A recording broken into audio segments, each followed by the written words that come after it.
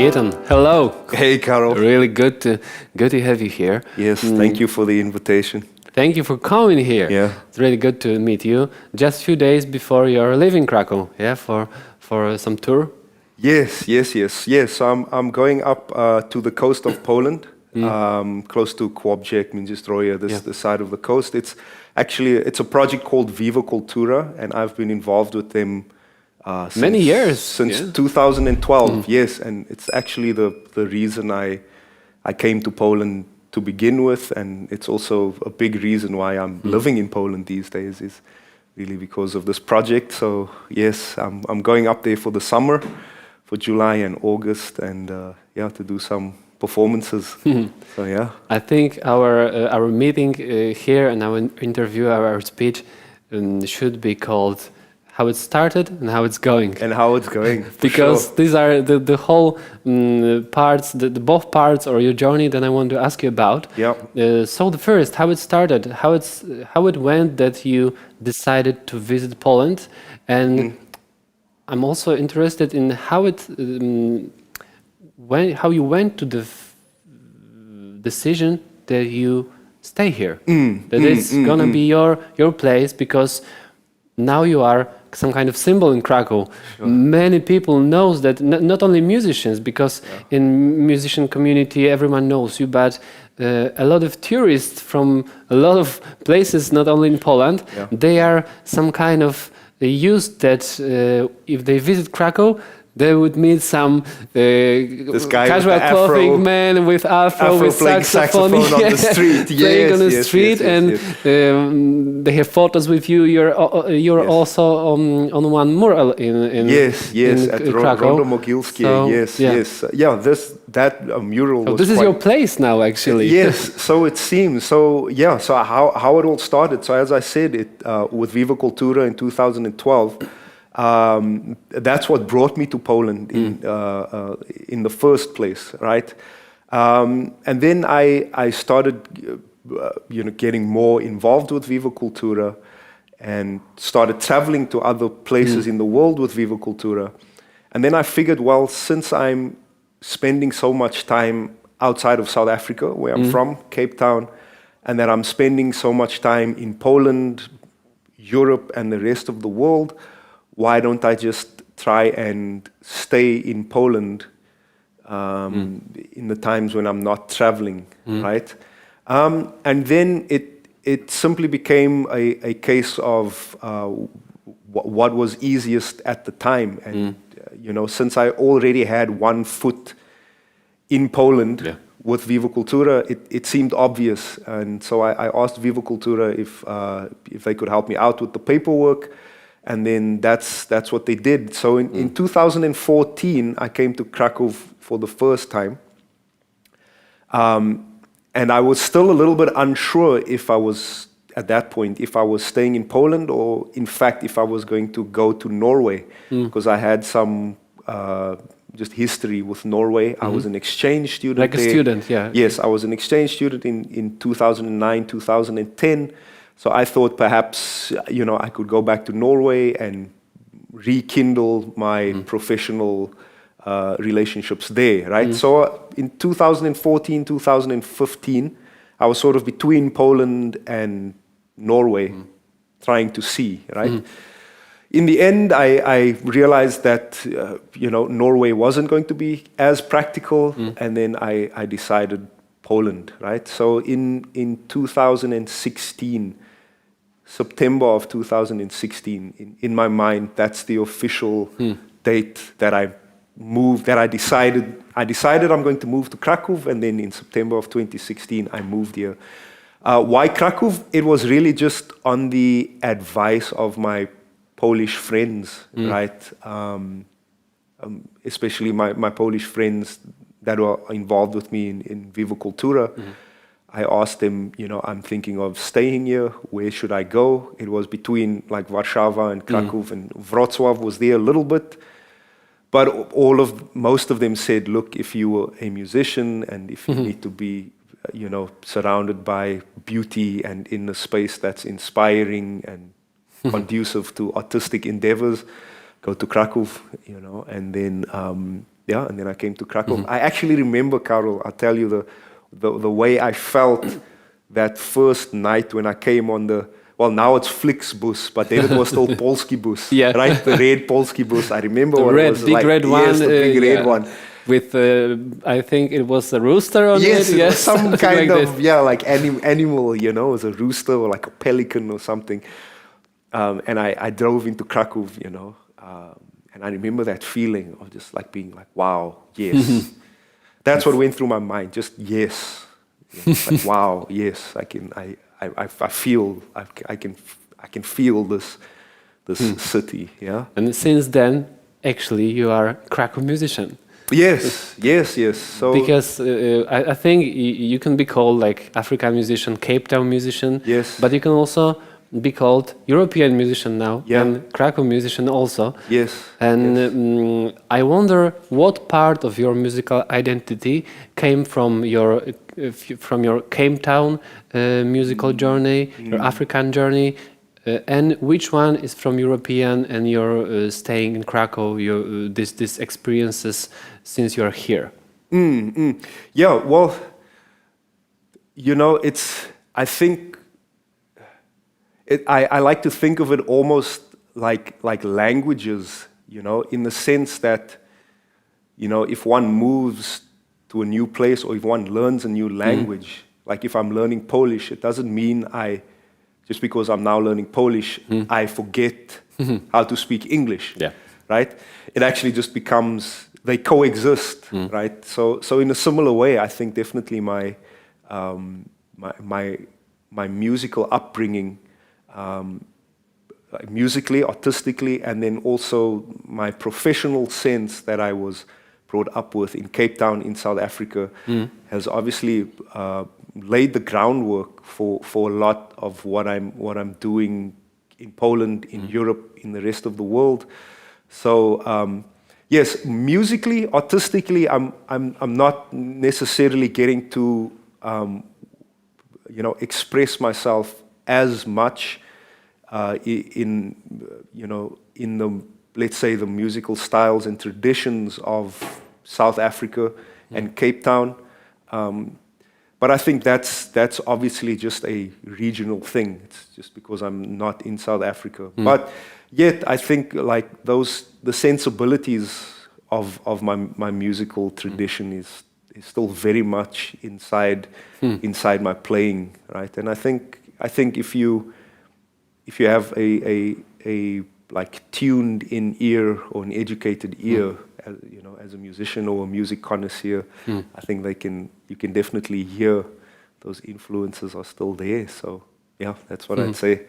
Yeah, You're kind of you have some kind of flexibility, aesthetical flexibility, because as I know you and know your music, your musicality also,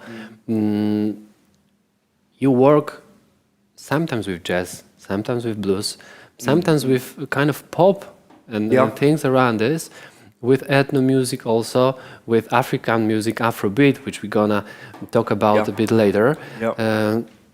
And this whole things moves around you very freely. I don't think it crashes around, and I don't feel like I'm listening to jazz Itan and blues Itan. It's always Itan. Yes. But I wonder, what was the first music genre that brought you to music, that brought you to decisions because of which you are now a musician and or lives with it? Jazz. I'd say jazz, ultimately. It started at high school. I was about 15, 16 years old, and I he's still a friend of mine, but we were good friends at the time at high school. Kyle Shepard, he's a piano player from Cape Town, quite a renowned and famous piano player in the country. And he's 2 years older than me, and he was the one who started introducing me to this world of like real American jazz, right? So Miles Davis and John Coltrane and Charlie Parker and Cannonball Adderley and Keith Jarrett, and then, you know, even going to Eric Dolphy Albert Eiler and all of these things, right? So that's really where it began. The thing about jazz, Karol, is that because you speak about the musical flexibility, to me, that was always or is always one of the defining points of jazz, even jazz as a philosophy, right? Yeah. Is that jazz? I think we had some conversation about it, that it's not always about genres, but it's about the flexibility and these points of movement you told right now. Yes. Because the ability of making points in genres you want to use and making setting comfortable with areas of styles you want to use. Yes. It might be the answer, yeah, for how to create some flexibility. Yes, absolutely. And I think what has been happening in recent years is that, I mean, this is also just an opinion from my observation, but over the years since jazz has become more and more institutionalized, that it's being offered as a course of study at conservatories and universities, like jazz has become even like a little bit narrower, right? That when people speak of jazz, they do speak about a very specific sound, right? They speak about, whatever, like Kenny Garrett, or they speak about Charlie Parker, Bop, or they speak about, right? So that is classified as jazz. In one sense, yes, it's true. I can certainly like understand that perspective, right? Jazz as a genre, right? But to me, it goes a little deeper than that, jazz as the philosophy. I even struggle these days, Karol, to tell you the truth. I'm even careful when I call myself a jazz musician, just because of this point that like jazz is now, if you listen to me playing, like I don't sound like a typical jazz, let's say, musician, right? But I certainly employ the sensibilities of jazz music. If anything, I call myself an improvising musician at most, right? Because that is what I do the most. And then I think certainly the fact, the tools that being an improvising musician offers you, gives one this kind of flexibility to move between musical genres, as you said, right? But somehow, I mean, or thankfully, managing to maintain like an individual voice, like you said, right? It still sounds like Ethan, whether Ethan is playing with the Afronauts or Ethan is playing with, in a blues band or playing pop songs on the streets in Krakow, So, yeah. I think the most jazzy band now for you, it's Neon Faces. Place where in band when you can reach that flexibility around this improvising stuff and jazzy stuff. Yes, absolutely. Yes. So Neon Faces, it's a quartet. So myself, kind of young band, like 3 years. 3 years, exactly. We started in the summer of 2020, almost by accident, right? The band started by accident. We had just a very impromptu session at, I had this Moving Out concert series, which you were also a part of. You were one of the... Yeah, it was cool.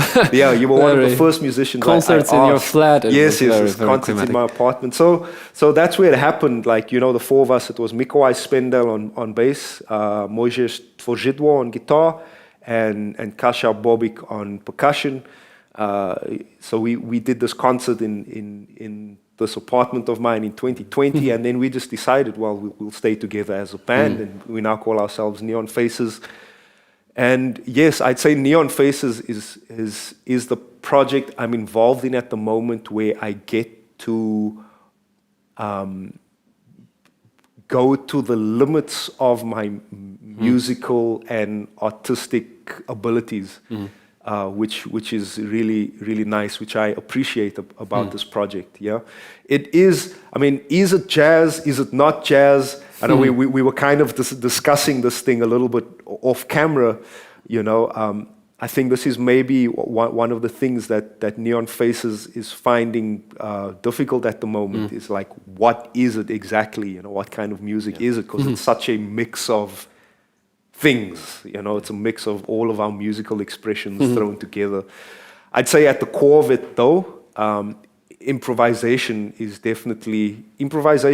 and collective improvisation is certainly an important thread through the music of this band. So like in that regard, it does allow for the most I get to be the fullest and the most of my improvising. There is some weirdness in Neon Faces. I think you are kind of weird family, because you can call you all very different from different genres, different styles. But I think when you play and when someone listens to you, it sounds very common and like freely, and the base of your style is like a good community of persons that understands each other without words. And it's like when I'm on your concert, for example, I feel like I'm still in your apartment. on this first performance. Like you're playing and you're having fun with each other. Yes, we're just like jamming in the living room. Let each other be. Yes, absolutely. I'm so happy to hear you say that, Karol, because that that is certainly one of the charming features of this group, and you're not the first person to say that. Like so many people have said that they really enjoy the chemistry between the four musicians. And it's I'm really grateful that we are four personalities that are very very compatible. Myself with Moises and Mikołaj and Kasia, and just all of us really get on really really nicely. And interestingly, also on that, it's that whenever people have come after a Neon Faces concert to speak to us, they will usually say something along the lines of, I didn't know what to expect, but I really liked this. Okay. Or also there was one person that said to me once, I didn't actually know that I could enjoy this kind of music. So that really I might expect that, because that's also what I think about you. You don't know what to expect, but you can expect to breathe your energy. Yes. Breathe in, and as an audience, I think it's the most important thing on concerts. Especially small concerts, when you are just close to artists, and you have to and you'd like to breathe in their energy, their sound and everything that goes around. Yes. If you had this and people says you have this, so the difficult part though, Karol, is that like it's difficult to get people to come to the concert for the first time. It's like I can't tell you what it is exactly, but I promise you, if you come, you're gonna like it. It's like man, hard to sell. It's hard to sell. This music. Surely. So from this we can just move to band that's for many aspects it's opposite to Neon Faces. I mean Afronauts. You just kind of have a reunion, kind of be back for. There was a bit silence around you, but you're still in, and you just recorded an album, yeah? Yes. So we were in studio in February of this year, 2023, right here, in fact. In Dvorek, in Dvorek studio, with Kuba. Kuba Bicek was recording for us. So we're really grateful. Thank you, Kuba. So we currently working on that. It's June right now, so we're currently working on getting the album released in the next few months. But yes, the Afronauts is actually the very first band I joined officially in Krakow. Incidentally, I remember feeling quite. I remember the moment when Kacper Matuszewski, the drummer, and Grzegorz Kosowski, the guitar player. I'd met them, or I met most of you guys at jam sessions and so on. But so I met them at the jam session, and I remember the day when I got a call from Kacper, and he asked, "Well, look, we want to do this. We want to do a gig at Nie lubię poniedziałku." Yeah. Yes.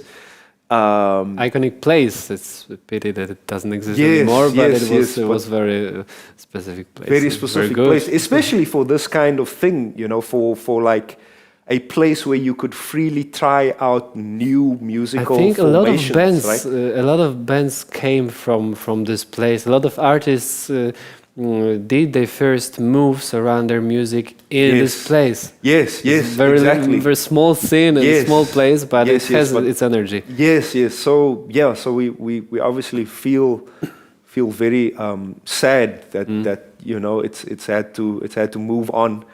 But so this is where it was, and I think it was 2018. 2017 or 18. 2017 or 18, it must have been, yes. And like it was so cool for me because it was actually the first time that I was officially being in a band. Yes, called for a gig. Being called for a gig. So so that was the beginning of the Afronauts, I'd say. Was with Kacper and Grzegorz and myself, and then after that gig, Kacper asked, would you be interested in playing more of this kind of music? I don't quite know Kacper, I don't quite know how Afrobeat will be received in Poland because it's a very like sort of niche or novel musical genre. No one really plays it in Poland, But Ethan, would you be willing to try, and see where it goes? And I was like, yeah, sure, let's give it a shot. And then I left for a couple of months. I was traveling with Viva Cultura, and then I remember coming back in the autumn time, in the winter time, and Kacper messaged me again, and he was like, "Hey, I've got a few more musicians. Let's begin this thing." And that was, it must have been 2018. Because that's when the Afronauts... I remember your first official gig in Alchemia. In Alchemia. It was crazy stuff. Yes. I think like everyone was there. Everyone was there. The jam session, it was crazy after the 20 drummers around the scene. Yes, precisely. 12 musicians on the scene. Stage. It was totally insane, but it's cool. It's completely insane. Yes. So that was like, it was like February or March of 2019, right? That was our first official public appearance as the Afronauts. Yeah. So I think incidentally that's when you and I met as well. We might have met around this time, maybe. That time, yes. It might be. Surely be around this year. Yes. 2017 or 18. Yeah. Yes. Like this. So the Afronauts, and then it kind of took off like a rocket ship, for some time, and it's a very fun band. It's dynamic. It's high energy. It's tight. It's tight. Yes, and turns out people like it. People in Krakow like it. People in Poland like it, and so we're happy to be. It was so funny because. I think it was last year. There was an article written about us, in some publication. It said like the best Afrobeat band in Poland, which was nice. But there's only like two. There are only two Afrobeat bands in Poland anyway. Anyway, but still, it was still. Well, you're the best nice sax player in this room for sure. Well, yeah, because I'm the only sax player in the room. Yeah. Yeah, so the Afronauts is another one of the projects that I'm involved in, and it's going quite strong. And yes, we recently relaunched our public persona. We had a bit of an incident where our Facebook and our Instagram got removed. Yeah. But we've restarted that up again. So if anyone's listening and watching and want to follow the Afronauts, we're back on Facebook and Instagram. And that's cool. And give us a like. I expect that album will be released in a few months. So yes. beginning. Yes, a new beginning. exactly. Actually, It's a new beginning. Yeah. It's a rebirth That's for cool, the that's cool. Afronauts for sure. Yeah. And from this, from Afronauts, from Neon Faces, the whole stuff we were talking about, we can go to your own music that you create as Ethan Smith. Ethan Smith creates. Yes, actually, yes. your fan page. Yeah. And this music is totally different from things you are known in Krakow here. When you realized your first single, people you met along. People we've met along the Yeah. way. Yes, that's right. I thought that it's still Ethan for sure, Yeah. but it's totally different from. Yes. It's a new Ethan or maybe an old Ethan. I don't know. Yes, yes. What yes. Ethan? Which Ethan is Yes, it? I'd Old say or new? it's definitely like an older Ethan, right? And I think like that music that I've composed, is like the kind of sound that is the closest to my heart, and it's the sound that's also closest to the sound of my homeland of South Africa. Not even just South Africa, but even more specifically Cape Town, right? And the region, the Western Cape, where Cape Town is in South Africa.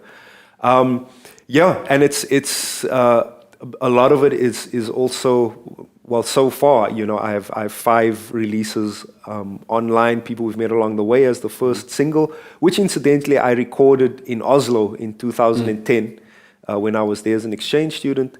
And then I released an EP of 4 songs in March of this year, March of 2023. And there I have 4 of my compositions that, you know how it is as a musician. You've got so many like compositions that are just sitting on your as shelf. recordings, on your Or iPhone, as or on records your even. hard drive, and so it was a situation like this where I thought, well, look, it's long overdue, right? That this music gets released, and you always play it to people, and then people have such a moving experience with the music, and then they always ask you, but like, where can I find this, or like, why isn't this out? And then I got a little bit tired of that, quite frankly, and I said, okay, so let's just do this. release.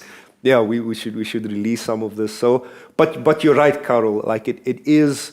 I mean, if you're listening to Ethan Smith, in Krakow, my life in Krakow as a musician, and then you listen to, let's say, Ethan Smith on Spotify, right? As it's a bit different. It is a bit different. Yes, I'd say there is definitely like a signature sound that carries through because it's still Ethan Smith, right? And you even mentioned at the beginning of this discussion that through all of these sort of domains, there's still the sound of Ethan Smith, right? Yeah.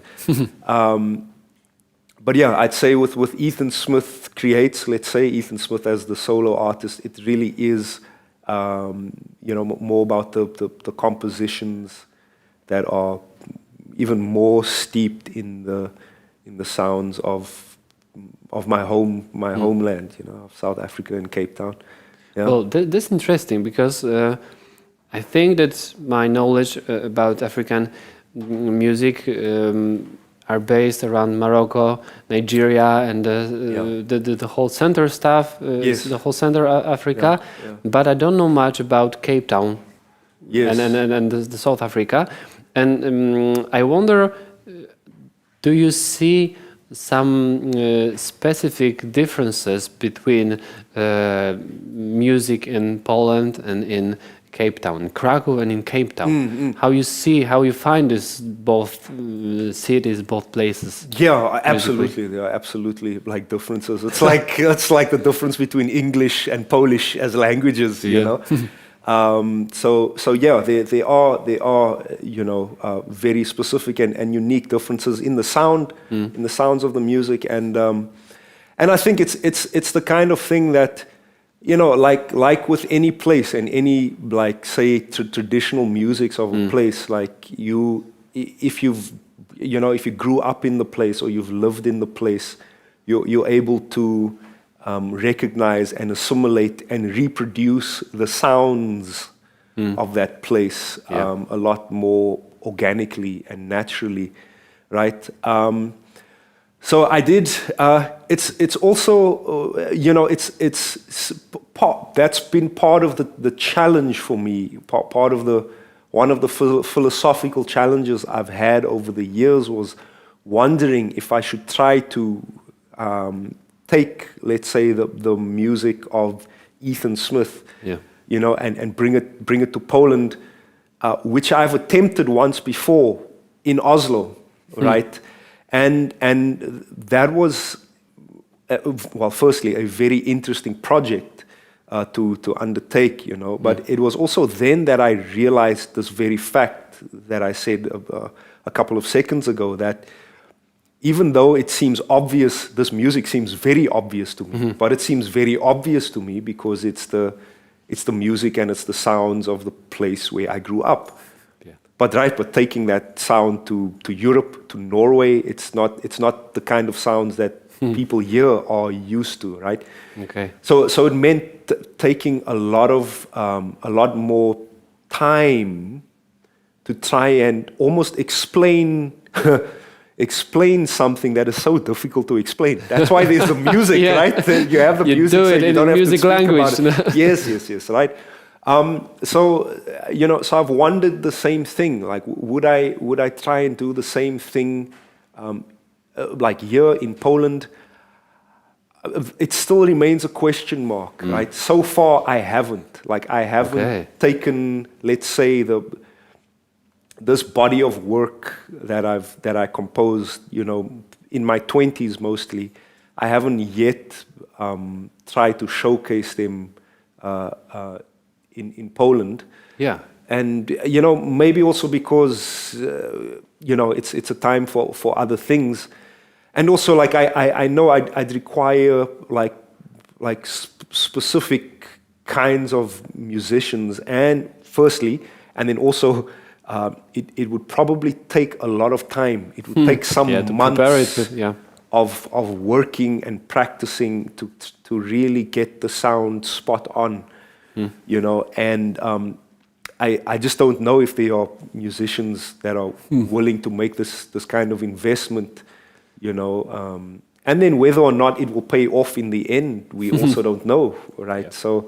So this is the tricky thing around making the whole stuff, your own and your solo stuff also. Yeah, precisely, and.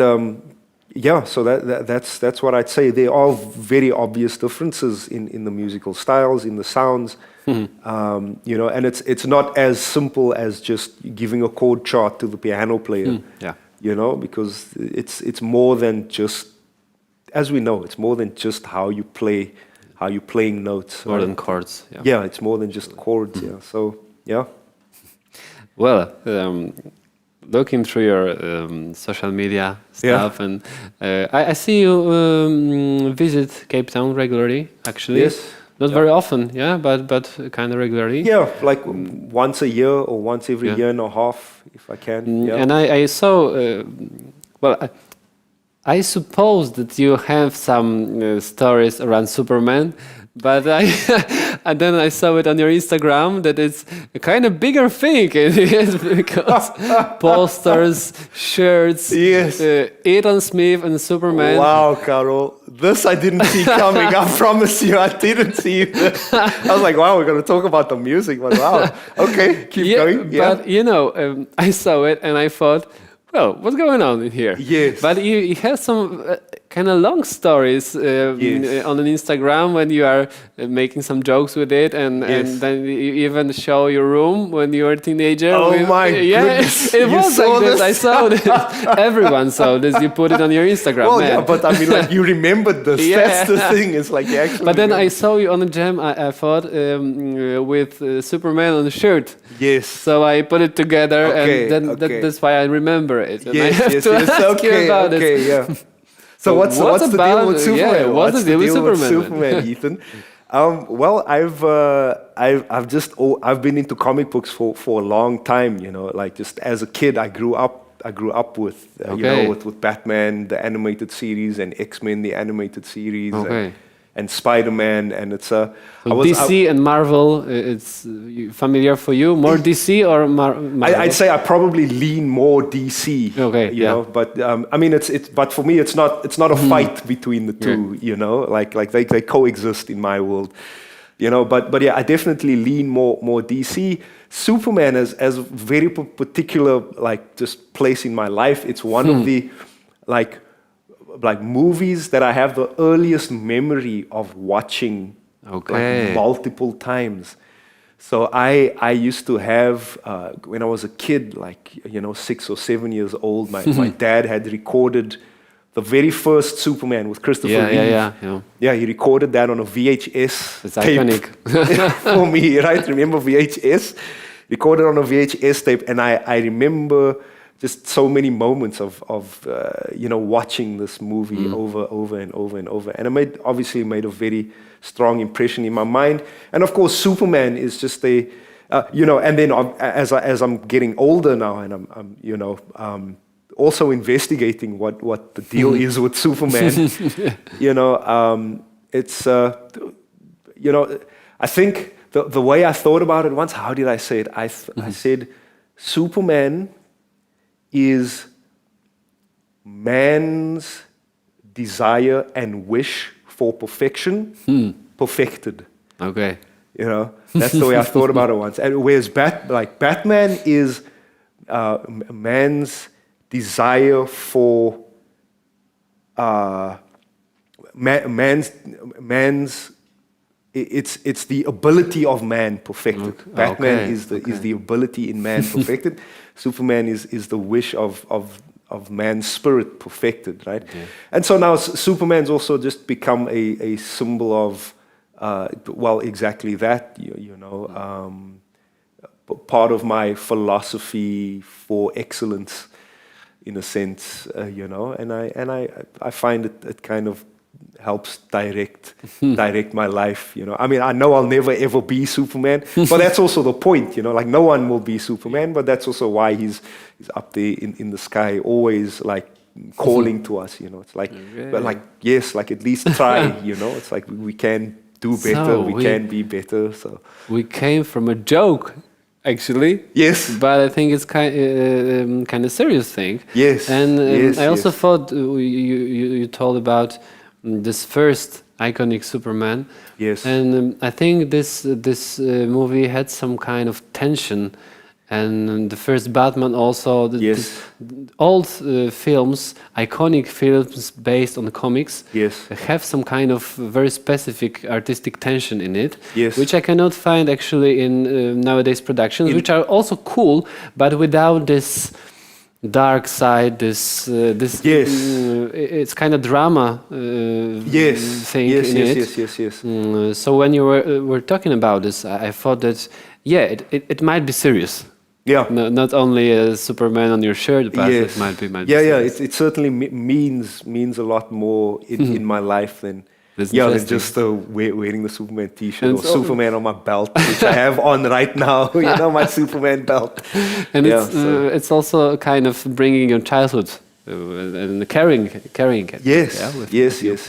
That's cool. Exactly. Yeah. Wow. Thanks, Karol. I really didn't see that coming. That's great, man. Thank you. I don't often get asked about Superman. Maybe it's the last time or the first time. The first time, everyone exactly. will talk I'm certainly about grateful, Superman in your life. Because I'll talk about it all the time, but I never get asked about it.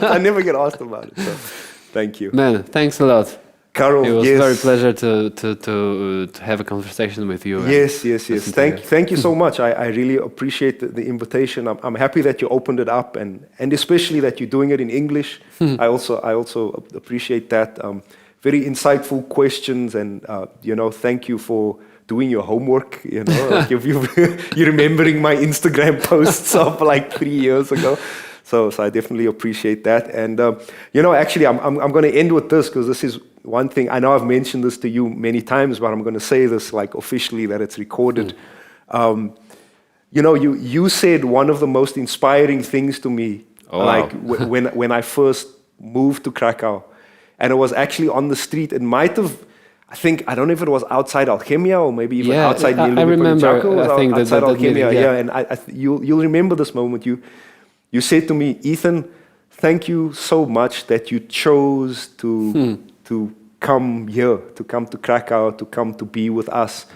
You know, and that's like, it was such a heartfelt moment, Karol, and I really like appreciated that, you know, and it's still so strong in my mind to this day, you know, and even now looking at, you know, we sometimes get so busy, we never get a chance to actually take a pause and look back on the things that we've done, right? But in situations like this where you're reminding me now of like things that I've done over the years, you know, and then seeing that, yeah, in fact, it seems like I have made somewhat of a contribution to Krakow, and that I am also glad that I chose to come to Krakow, and that I've been so accepted warmly and openly by the music community here in Krakow. So really, you know, thank you to you as well. I bow down at my feet.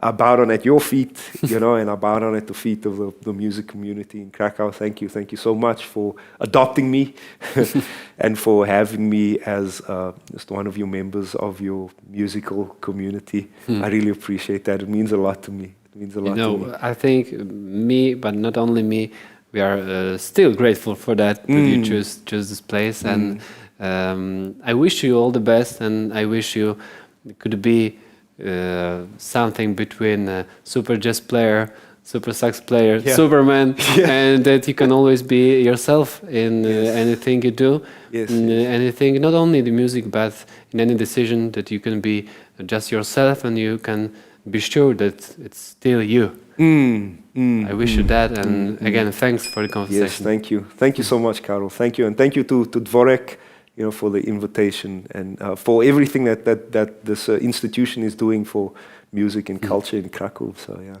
Thanks a lot. Thank you, Karol.